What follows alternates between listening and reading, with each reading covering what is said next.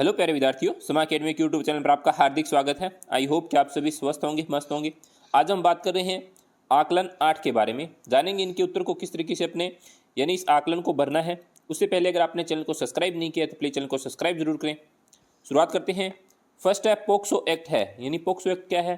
तो ये छोटे बच्चों की सुरक्षा के लिए बनाया गया एक एक्ट है, पोक्सो एक्ट। फिर है हमारे शरीर में मांसपेशियों का रूप है, झुकने के लिए, चलने के लिए, लेटने के लिए, तो क्या है? सभी के लिए है। कु उपसर्ग का अशुद्ध उदाहरण है। कुसंगति सही है, कुपुत्र सही है, कुक्रम सही है, कुमार यानी इसमें उपसर्ग नहीं है। फिर है मुहावरों के साथ उसके उचित अर्थ का मिलान कीजिए। श्री गणेश करना, श्री गणेश करना यानी शुरू करना। लाल पीला होना यानी बहुत क्रोधित होना। छक्के छुड़ाना, बुरी तरीके से हराना। कमर कसना यानी तैयार होना। तो इस तरीके से आपको इनको क्या करना है? मिलाना है। फिर अगला है निम्नलिखित शब्दों में से प्रत्यय छांटिए। पढ़ाई यानी पढ़ प्लस आई यानी पढ़ाई। सजावट तो साज प्लस आवट यानी सजावट। गाड़ीवान, गाड़ी प्लस वान गाड़ीवान। क्रोधित, क्रोध प्लस इत क्रोधित। सुखी, सुख प्लस ई सुखी।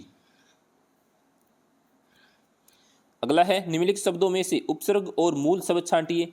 जैसे अजय में अ उपसर्ग है और जय मूल शब्द है। विज्ञान तो वी प्लस ज्ञान। सुशासन, सु प्लस शासन।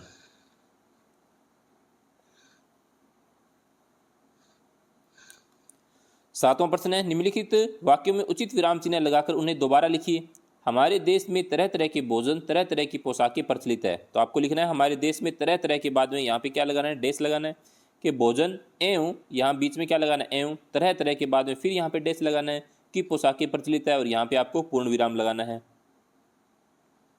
फिर है दूसरा, शेर बोल उठा स्वागत है सियार महाराज। तो शेर बोल उठा के बाद में आपको कोमा लगाना है और ऊपर आपको इन्वर्टेड कोमा शुरू करना है। स्वागत है सियार महाराज और इन्वर्टेड कोमा में बंद करना है।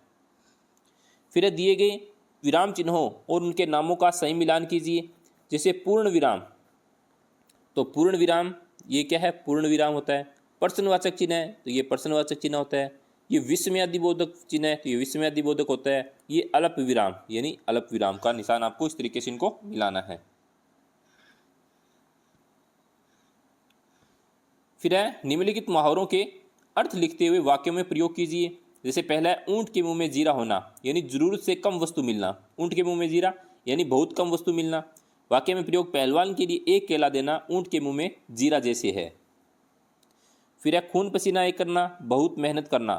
वाक्य में प्रयोग नौकरी के लिए उसने खून पसीना एक कर दिया या एक करना, एक कर दिया करना, यहाँ एक कर दिया।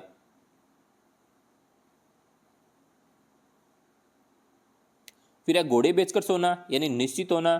खेत में जानवर घुस गए, किसान घोड़े बेचकर सो रहा था। तो इस तरीके से आपको इसको आकलन को कंप्लीट करना है। आई होप कि आपको अच्छे से समझ में आया होगा। Thank you.